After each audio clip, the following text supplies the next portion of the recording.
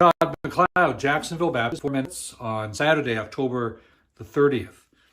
So we come to our service tomorrow at Jacksonville Baptist, which is live stream only for tomorrow and November 7th, next Sunday, for sure. And after that, we are considering what to do next and hoping that we will be able to be back in the building. That's always our preference for a lot of important reasons.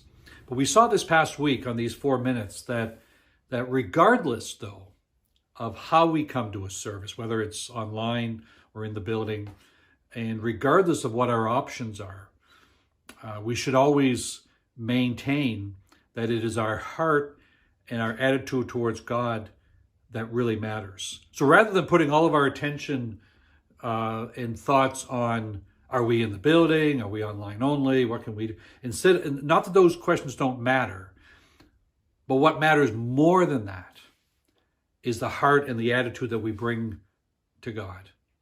That God is worthy of our worship, and what matters is who He is and what He has done for us and our relationship with Him.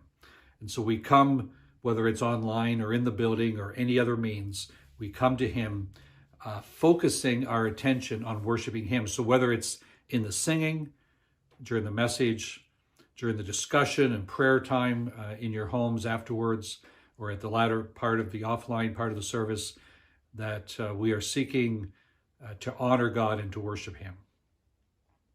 We continue in our real life stories, real life faith stories series. Last week we saw that God called Abraham to go now, and God says, and I'll give you the details later. And there are times when God calls us to do just that, to step forward without having all the information.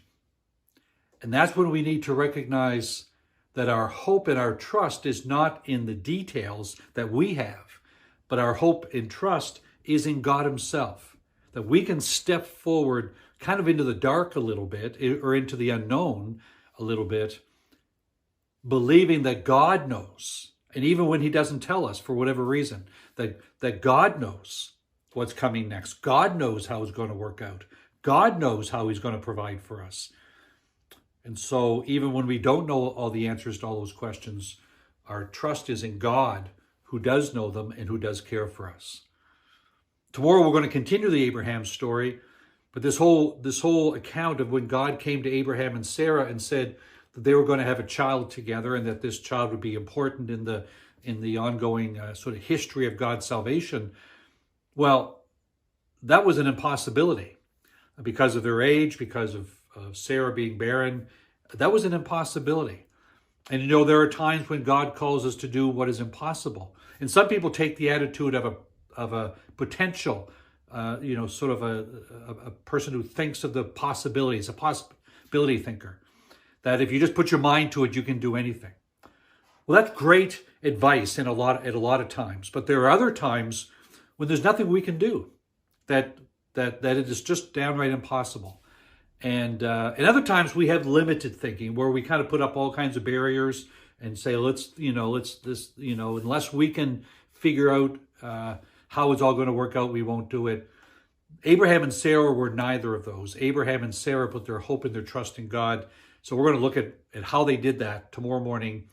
jubc.ca, and click on Join Us Live at 10:30. And following Sunday, November 7th, our kids program online as well. More information to come. That's starting November 7th. Have a great day.